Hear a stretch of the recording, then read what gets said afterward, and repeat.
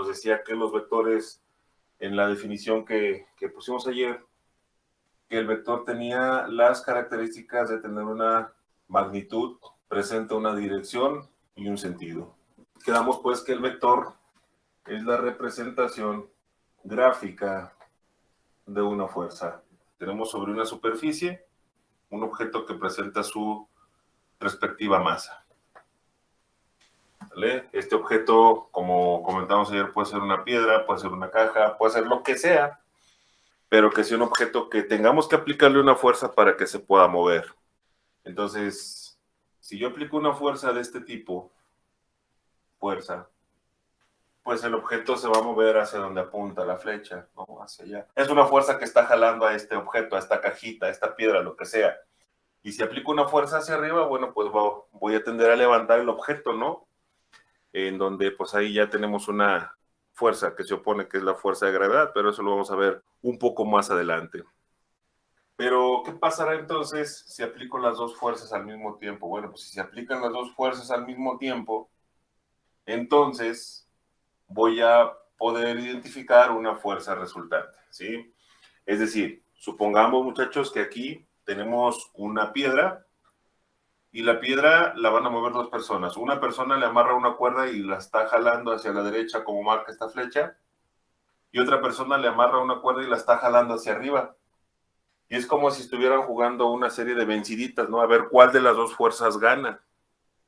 Pero como son fuerzas que están actuando tanto en la horizontal como en la vertical, pues tiene que haber una fuerza predominante, una fuerza que al final de cuentas lo mueva y que al final de cuentas también esto me representa un equilibrio de fuerzas. Y aquí, bueno, pues ya entra una de las ramas de la física que se llama la estática.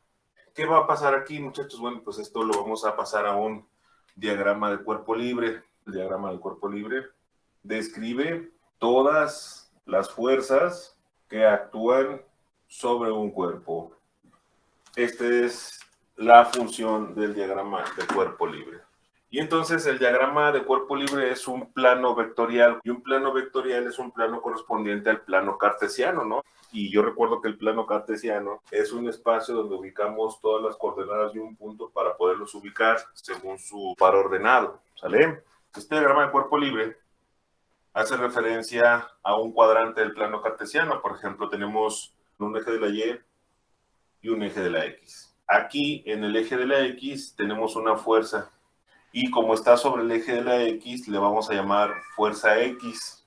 Y aquí sobre el eje de la Y también tenemos una fuerza. Y como está ubicado sobre el eje de la Y, le vamos a llamar fuerza Y. Esto es el primer cuadrante del plano cartesiano. Acá tenemos otro cuadrante y otro cuadrante, pero en este caso solamente vamos a utilizar el primer cuadrante. Planteábamos esta situación. ¿Qué pasará si se actúan las dos fuerzas al mismo tiempo? Tiene que haber una predominante.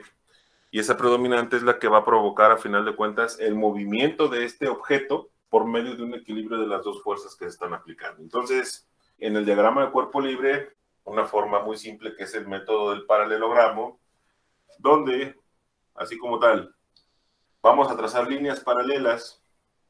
Trazo esta línea punteada, paralela a la fuerza X, que pasa por la fuerza y trazo una línea punteada paralela a la fuerza Y, ¿sí? Estas líneas punteadas son paralelas a cada vector, y aquí, justamente aquí, es donde se da el cruce de estas dos líneas punteadas. Partiendo del origen y hasta este punto, es a donde llega nuestra fuerza resultante. Es decir, si alguien toma una cuerda y jala hacia la derecha, y otra persona toma una cuerda y jala hacia arriba al mismo tiempo, pues van a hacer una serie de vencidas, y al final de cuentas el objeto se va a mover de manera inclinada, como lo marca esta flechita. Se presenta un ángulo de inclinación, ¿va?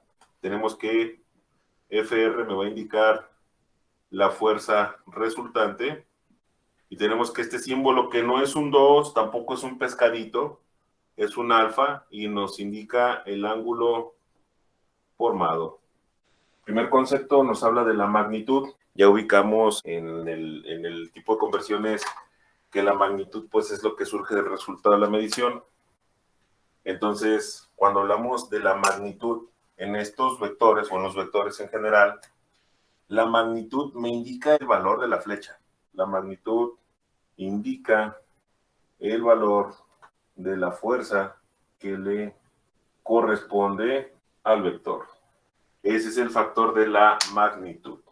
Y viene el concepto de la dirección.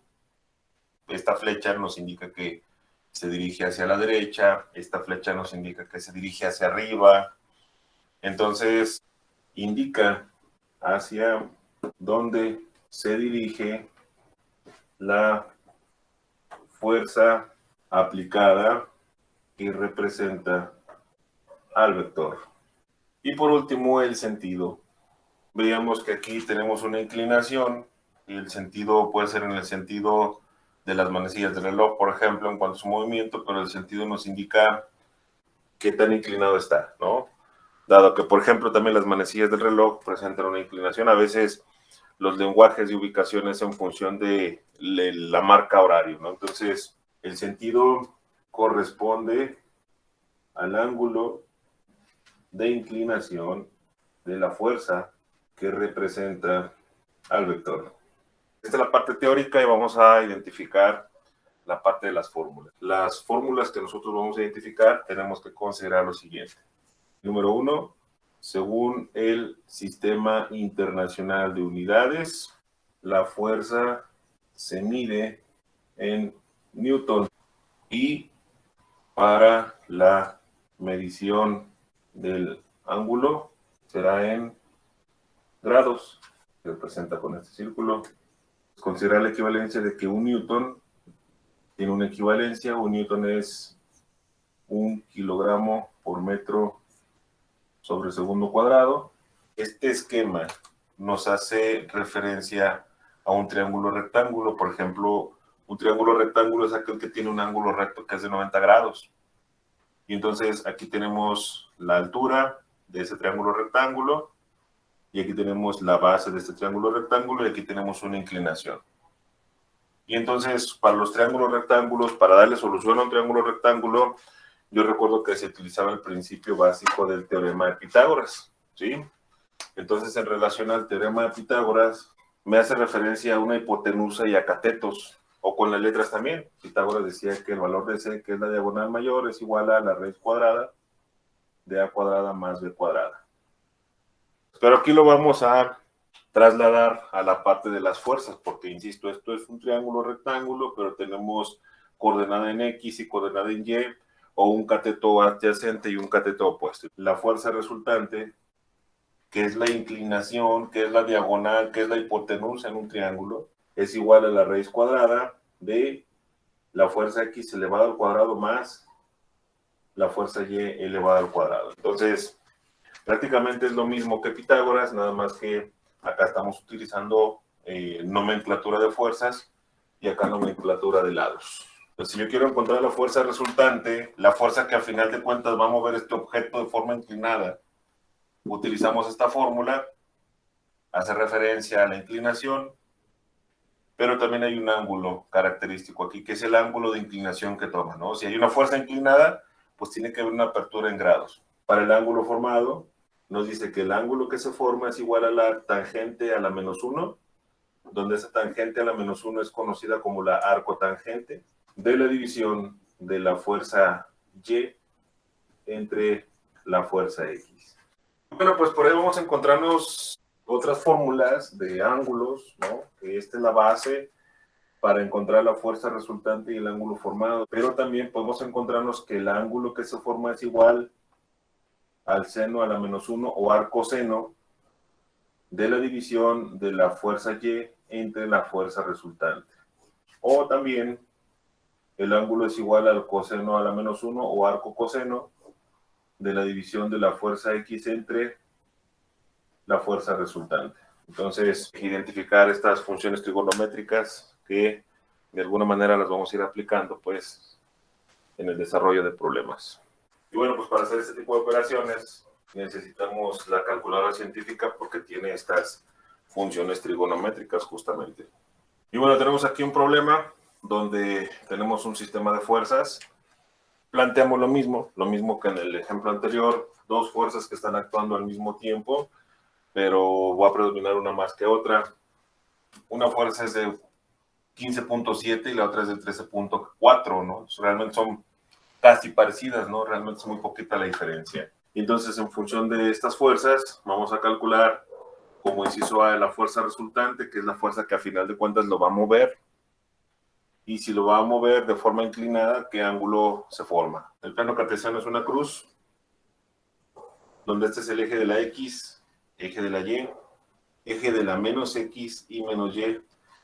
Este es el primer cuadrante, segundo cuadrante, tercer cuadrante y cuarto cuadrante. Entonces, si hago una visión de esto, pues se parece al primer cuadrante, ¿sí? Planteamos nuestro diagrama de cuerpo libre. Tenemos primer cuadrante del plano cartesiano. Y en este primer cuadrante tenemos aquí una fuerza que es igual a 15.7 Newton. Pero esa fuerza está sobre el eje de la X, por lo tanto le vamos a llamar fuerza X. Y tenemos acá otra fuerza, una fuerza, dice ahí, que es de 13.4 Newton y está sobre el eje de la Y, por lo tanto le vamos a llamar fuerza Y. Gráficamente, pues trazo líneas paralelas como en el ejemplo anterior, líneas paralelas como en el ejemplo anterior, y aquí donde se da el cruce, partiendo del origen a donde se da ese cruce, es a donde va a llegar esa fuerza resultante. Entonces, voy a encontrar cuál es la magnitud de la fuerza, que es la que al final de cuentas mueve el objeto, ¿no? De manera inclinada. Y vemos que presenta una inclinación, entonces también vamos a calcular ese ángulo de inclinación. El inciso A me pide la fuerza resultante, y la fórmula me dice que la fuerza resultante es igual a la raíz cuadrada de la fuerza X elevada al cuadrado más la fuerza Y elevada al cuadrado. No es más que una aplicación de Pitágoras ahí, ¿no? Con los datos que ya conocemos. Entonces, vamos a ver qué nos queda. Nuestra fuerza resultante es igual a la raíz cuadrada. Dice que es la fuerza X. La fuerza X tiene un valor del 15.7 más la fuerza. Y ahorita no voy a poner la unidad, solamente pongo su valor. Bueno, es 15.7 y la fórmula me dice que debe de estar elevado al cuadrado de ese 15.7 por el Pitágoras. Más la fuerza Y. La fuerza Y tiene un valor del 13.4 y la fórmula me dice que eso debe de estar elevado al cuadrado. Entonces vayan desenfundando su calculadora porque me van a ayudar con estas operaciones. Desarrollamos.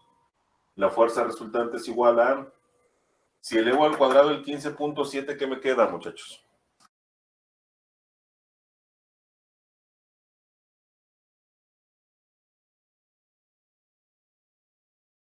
$46.49. Más, si elevo el 13.4 al cuadrado, ¿qué me queda?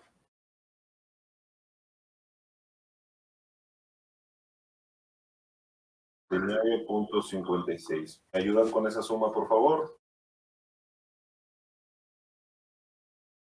26.05. Y por último, ¿qué operación se hace, muchachos?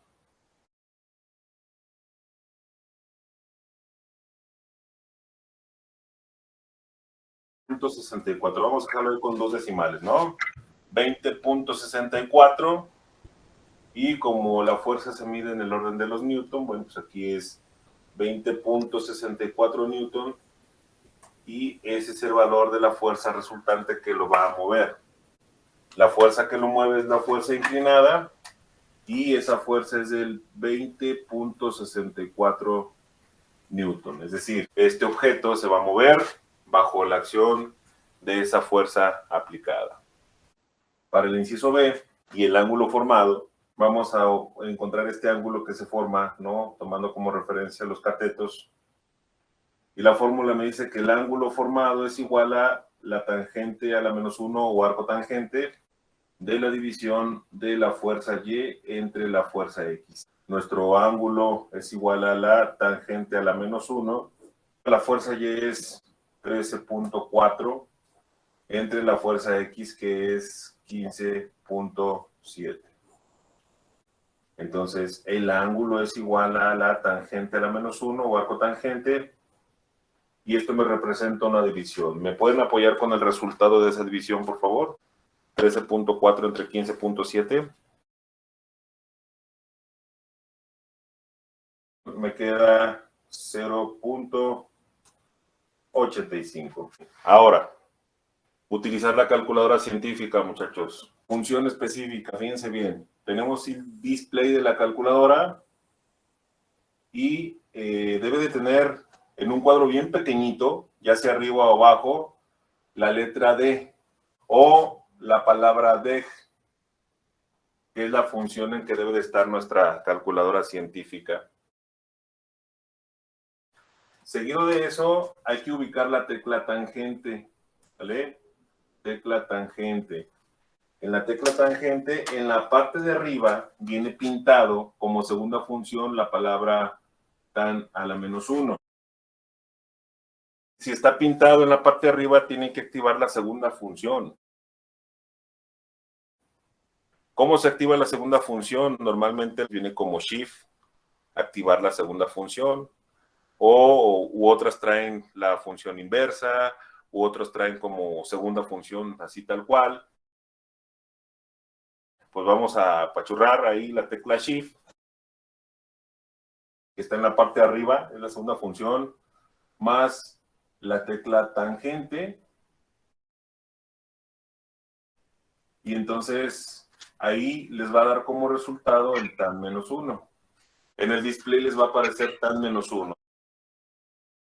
Y les va a abrir aquí un paréntesis, van a poner el resultado de su división, le van a poner 0.85, cierran su paréntesis, o si no lo cierran no pasa nada, le dan igual y les muestra un resultado.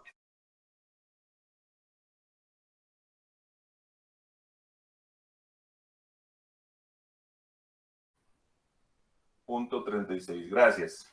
Entonces, es igual a 40.36 grados. El ángulo de inclinación que presenta esta fuerza resultante es de 40.36 grados. Y ahí está, muchachos, este ángulo y esa fuerza resultante es el resultado que estamos buscando. La fuerza que está moviendo al objeto y la inclinación de la fuerza que está moviendo este objeto. No sé ustedes, pero yo ya traigo hambre, entonces vámonos a desayunar, ¿les parece? Gracias, muchachos, que tengan buen fin de semana.